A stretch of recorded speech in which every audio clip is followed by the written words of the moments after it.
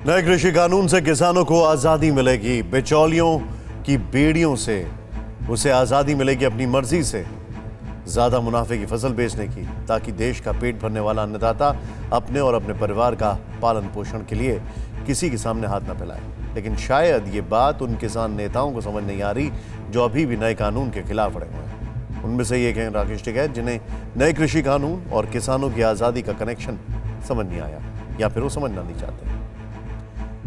क्योंकि राकेश टिकैत समेत संयुक्त किसान मोर्चा के तमाम किसान नेताओं ने कल देश भर में चक्के जाम का ऐलान किया है, जो दोपहर 12 से 3 बजे तक होगा। हालांकि इस दौरान एम्बुलेंस, स्कूल बस जैसी गाड़ियां नहीं रोकी जाएंगी। लेकिन सवाल यह है कि आखिर किसानों के नाम पर उन्हें उनके नेताओं का ये हट कब तक चलेगा, जिसका जवाब देने के लिए राकेश टिकैत आज सुबह TV9 भारतवर्ष के स्टूडियो में आए और उनसे मैंने साजिश के आरोप से लेकर विदेशी प्रोपेगेंडा तक हर वो सवाल पूछा जो आपके दिमाग में कौन रहा है।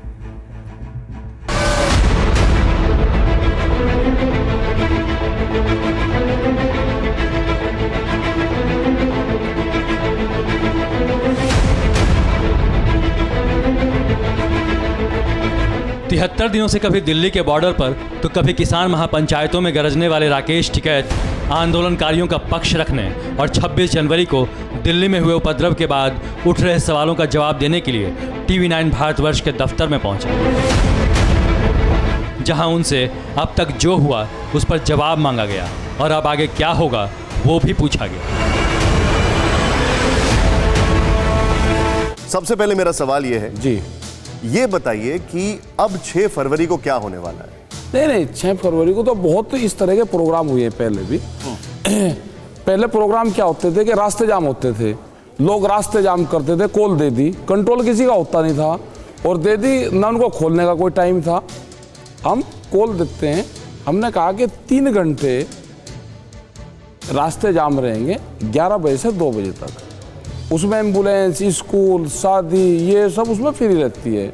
सरकार ने ये कहा कि 1.5 साल के लिए हम इसको रोक देते हैं। नहीं, क्यों? बीमारी को सर, किसी का कैंसर हो जाए तो उसको 1.5 साल के लिए रोकता है क्या बीमारी को? ये किसान का कैंसर है, ये 1.5 साल नहीं रुकेगा, ये खत्म होगा। मतलब गोदाम पहले बन जाएंगे, कानून बाद में आएगा। आपको क्या, मैं ये सीधे सीधे आपसे जानना चाहता हूँ, किसान के लिहाज से राकेश टिकैत जी को क्या डर लग रहा है इस कानून के लिहाज से? अभी भी क्या हो रहा, इससे कंज्यूमर भी मरेगा। जब अनाज तिजोरी में बंद हो जाएगा तो क्या होगा? उससे कोई निकाल सकता है तिजोरी से अनाज को? ये नहीं किसी ने सवाल करा कि किस रेट में आप खरीद रहे हो, और कंज्यूमर को, जो यहाँ पे हमारे लोग रहते हैं शहरों के अंदर, उसको किस रेट में खरीदना पड़ता है। ये कोई सवाल नहीं हुआ कि ये कितना रेट में बेच। सवाल आने वाला आंदोलन ये भी होगा कि किस में खरीदोगे। हमने यही तो कहा कि मिनिमम सपोर्ट प्राइस पे खरीदो। 18 रुपये किलो पे आप खरीद के आटा आप कितने पे बेचोगे? आप 11 रुपये पे आप बाजरा खरीद के 140 रुपये पे बेचोगे? आप मारोगे पब्लिक को। पब्लिक को पता रहना चाहिए कि सरकार का ये रेट है और आप कितने में बेच रहे हो। मैक्सिमम प्राइस भी तय होंगे देश में, ये गुंडागर्दी नहीं चलने की। मैं 3 सुझाव अगर आपसे लेना चाहूं। बताओ। राकेश टिकैत जी, इस देश की सरकार को TV9 भारतवर्ष के मंच से 3 सुझाव क्या देंगे इस कानून के लिहाज से, इस पूरे मसले को सुलझाने के लिहाज से? सुलझाने का ये है कि MSP पे कानून बना दो। ठीक है। 3 बिल वापसी ले लो। ठीक है। अगर किसी बिल की जरूरत होगी सब मिल बैठ के बना लो। 11 दौर की बैठकें हुई, आपने ये सब बातें रखी उसमें? वहाँ कोई सुनने वाला नहीं है। वहाँ पे वो 11 दौर की बैठकों धोखे देते हैं सब लोग। तो उसमें होता क्या था? कुछ भी नहीं। हम कहते थे भाई इनकी वापसी करो, वे कहते जी वापसी तो होने के लिए। लेकिन क्या मजबूरी है? लोग इतनी लंबी लंबी घंटों बैठकें चलती थी, उसमें यही वहाँ कुछ नहीं होता था अंदर। वहाँ तो ऐसे अधिकारी बैठे सारे, ऐसे एक मंत्री यहाँ बैठा, वो पर्ची दे रहा, वो पर्ची दे रहा, वो ये बोल दो, ये बोल दो, ये बोल दो, ये होता था। अभी तक जो चीजें सामने आई हैं उसमें ये लगता है इन्होंने बड़ा सिंपल चीजें रखी हैं। कानून वापस करो, नंबर 1। नंबर 2, MSP पर लॉ लेके आओ। और तीसरी चीज इन्होंने ये कहा है कि हम आगे इस पर विचार कर सकते हैं। आपको क्या लग रहा है, सरकार की तरफ से कहां कमी हुई है, या इनकी तरफ से कहां आपको लगता है जो चीजें दुरुस्त हो सकती हैं? देखिए, मेरा मानना है कि ये जो 3 कानून हैं, इनका जो विरोध हो रहा है वो गलत धारणाओं और गलत तथ्यों के आधार पर हो रहा है। इन 3 कानूनों से किसान का कोई नुकसान नहीं होने जा रहा। अभी तक जो खेती की व्यवस्था बनी हुई थी वो बनी रहेगी। ये 3 कानून उसमें कोई व्यवधान नहीं डालते, उसको किसान को एक नया विकल्प उपलब्ध कराते हैं। एक बात। एमएसपी का जो कानून की बात कर रहे हैं चौधरी साहब, अगर एमएसपी कानून बन गया तो सरकार को जो खरीदना है वो तो खरीदेगी, उसमें तो कोई दो राय नहीं है। निजी व्यापारी जब उसको व्यापार में फ़ायदा नहीं दिखेगा तो खरीदना बंद कर देगा। उसको यहाँ से सस्ता गेहूँ बाहर मिल रहा है, उसको उस व्यापार में रहना होगा तो इम्पोर्ट कर लेगा। किसान गेहूँ लेके कहाँ जाएगा, इसका जवाब दें ये लोग।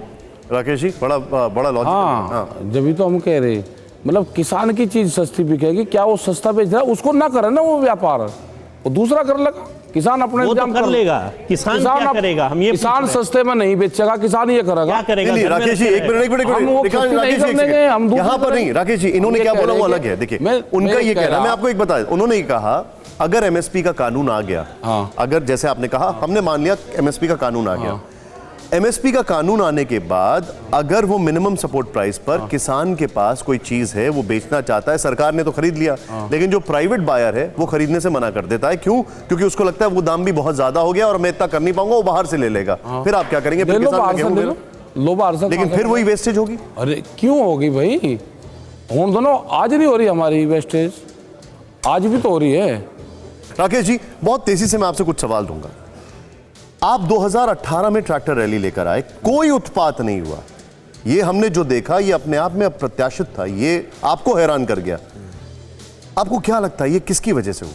सरकार से नहीं, मैं सरकार के लोगों ने क्या झंडा लेके वहां पे चढ़वा दिया? सरकार के लोगों ने, सुन लो बात, बताइए कैसे। हम पिछले 35 साल से आंदोलन करता है, जो भी विपक्ष में रहता है वो कहता है मैं पार्लियामेंट पे जाऊंगा। कोई गया? कोई पार्लियामेंट पे गया? कोई उसके गेट तक गया? उन बालकों को उकसाया गया, उनको कहा गया कि इनकी विचारधारा चेंज करी गई। सिखों के खिलाफ पूरा दंगा भड़काने की साजिश थी, ये पिछले 1.5 महीने से चल रही थी। ये किसकी साजिश थी? सरकार की। अच्छा राकेश जी, क्योंकि आपने ये बात बोली, ना सुन लो बात मेरी। ठीक है, बिल्कुल ठीक है। उन्हीं का धार्मिक झंडा करवा, कुछ बच्चों को भड़काया गया, रात को उनसे बयान दिलवाया गया 7 बजे के लाल किले पर झंडा फहराओगे, सुबह ही वे 9 बजे लाल किले पर जा लिए, ऊपर तक जा लिए। उसी धार्मिक उसका झंडा, एक किसान संगठन का झंडा वहां पे कर दिया गया।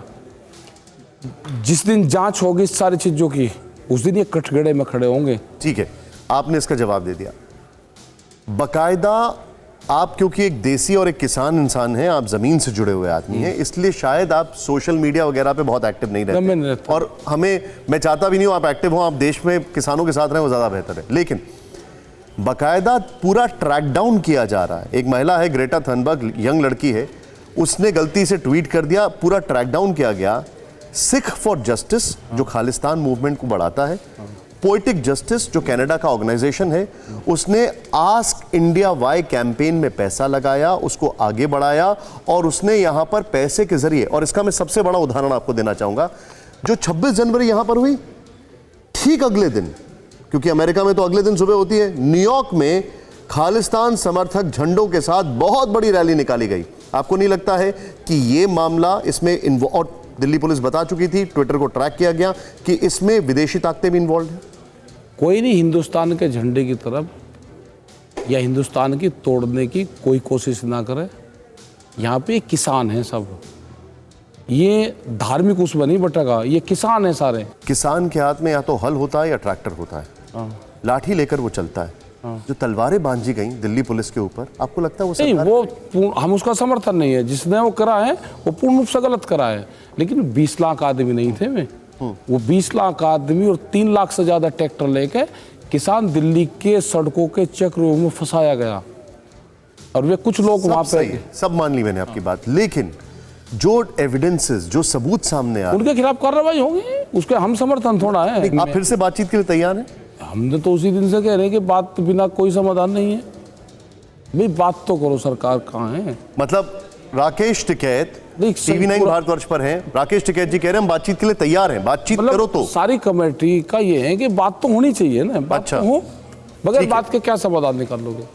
सरकार से आप कह रहे हैं बातचीत के लिए तैयार हैं, इस मन से आप कह रहे हैं, पहले भी आप कह चुके हैं, तो ये बातचीत होगी कैसे? अब कौन फैसला करेगा? जब सरकार चाहेगी, उनके पास में पूरा सिस्टम है, हमारा ऑफिस सिंगो है, हमारी कमेटी है, उनका सब सिस्टम उनसे। अड़ी सोमवार से शुक्रवार शाम 6 बजे सिर्फ TV9 भारतवर्ष पर।